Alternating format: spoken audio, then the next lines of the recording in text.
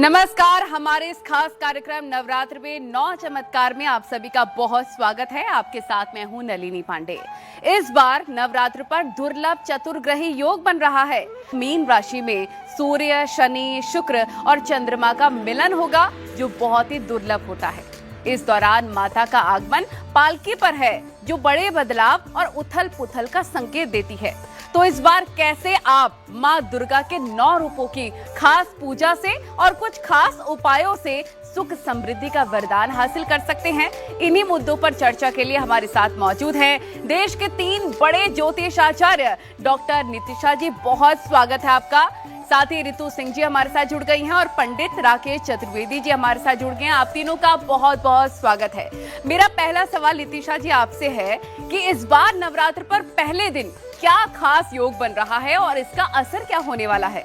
Ji thank you Nalini जी, और सभी दर्शकों को जय कराए शेरावाली दा बोल साचे दरबार की जय। जय माता रानी। और माता रानी आ रही है सुख के साथ, खुशियों के साथ, और हमारे भंडारे भरने आ रही है। तो 19 मार्च चैत्र माह की प्रतिप्रदा तिथि सुबह 6:53 से आरंभ हो रही है, और इसी के साथ हमारे विक्रम संवत, रौद्र संवत्सर और साथ ही साथ हमारी नवरात्रि भी आरंभ हो जाएगी।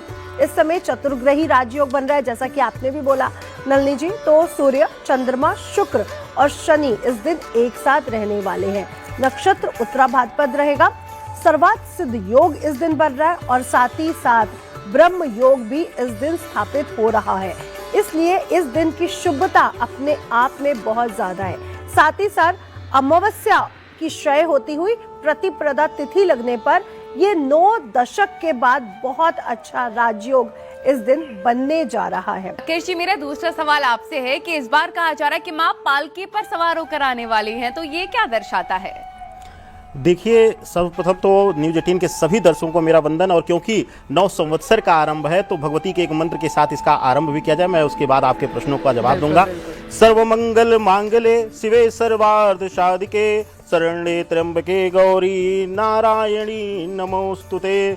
अभिप्राय बस इतना है इस मंत्र से, यह भी समझ लीजिए कि हे माँ गौरी, जो शिव के साथ सदैव धारण होकर के, एक होकर के, और नारायण को भी नर रूप में पूर्ण करने वाली माँ भगवती जगदम्बा, आपको बारंबार प्रणाम है। और आप ऐसे ही जन कल्याण करते रहिए, भक्तों का जो है तारणहार करते रहिए। आपने पूछा इस बार जो है सवारी माँ भगवती की, तो इस बार जो नवरात्र है वह गुरुवार से आरंभ हो रहा है। और गुरुवार जो है विशेष रूप से जब देखा जाता है तो यहाँ पर इसको हाथी की सवारी के रूप में गिना जाता है। ऐसे ही मान्यता है कि हाथी पर सवारी करके माँ जो है अपने रूप को लाती हैं, घरों में लाती हैं। और अगर इसको देखा जाए तो इसको अतिशय शुभकारी दिया जाता है, खास करके राष्ट्र के लिए, राष्ट्र के राजा के लिए, यानी राष्ट्र के मुखिया के लिए, और राष्ट्र में रहने वाले सभी लोगों के लिए सुख शांति समृद्धि का कारक तत्व माना जाता है। और खास करके यह इस बार जो है यह सवारी और जो है प्रबल हो जाती है, क्योंकि विश्व में जो है इस 9 संवत्सर और जो है प्रतिपदा तिथि से पहले ही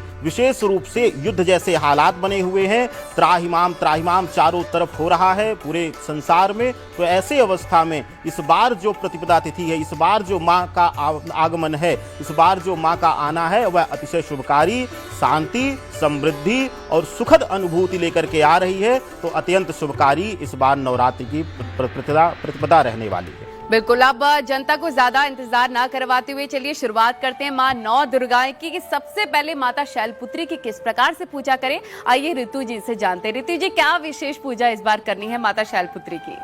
बिल्कुल, देखिए सबसे पहले तो माँ की वंदना। देवी प्रपन्नार्ति हरे प्रसीद, प्रसीद मातर जगतखिलस्य, प्रसीद विश्वेश्वरी पाहि विश्वम त्वमीश्वरी देवी चराचरस्य। इस मंत्र का मैंने इसलिए उच्चारण किया कि इस वक्त जो वैश्विक स्तर पे बहुत सारी चीज़ें फैली हुई हैं, युद्ध की स्थिति चल रही है, और इस प्रार्थना में, इस स्तुति में माँ से वंदना की गई कि आप प्रसन्न होइए और हर जगह सुख और शांति प्रदान कीजिए। चंद्रमा से रिलेटेड कोई परेशानी है, अगर आपका चंद्रमा नीच का है या आपकी कुंडली में कमजोर स्थिति में है, तो आपको माँ शैलपुत्री की आराधना अवश्य करनी चाहिए।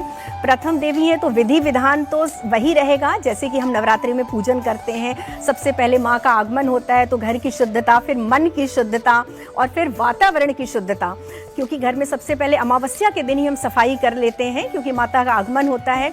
और शैलपुत्री माता के लिए देखिए गाय के घी से बने हुए पदार्थ उनको बहुत पसंद हैं, तो वो उनका भोग है। पीला रंग उनको बहुत ज़्यादा पसंद है। इस बार आप जब चौकी बिछाइए माँ शैलपुत्री के लिए तो लाल रंग का वस्त्र हम बिछाते हैं क्योंकि 9 देवियों का हम आह्वान करते हैं, लेकिन माँ शैलपुत्री को पीले रंग का वस्त्र, पीली चुन्नी, पीले श्रृंगार सामग्री, पीला चंदन उनको अर्पित करना चाहिए, पीले रंग की मिठाई अर्पित करनी चाहिए।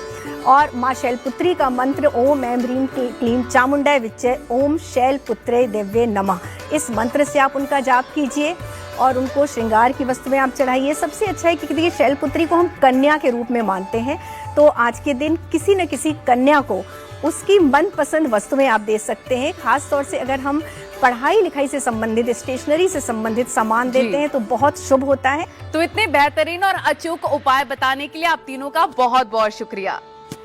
तो देखा आपने कैसे माता रानी को प्रसन्न करने के लिए विशेष खास पूजा कैसे करनी है, इसके बारे में हमने आपको बताया। इन चीजों का इस्तेमाल करके, इन उपायों का इस्तेमाल करके आप माता रानी को प्रसन्न कर सकते हैं और माता रानी का आशीर्वाद प्राप्त कर सकते हैं, खुशियां हासिल कर सकते हैं। इसी के साथ हमारे खास कार्यक्रम में आज के लिए फिलहाल इतना ही। नमस्कार, जय माता की।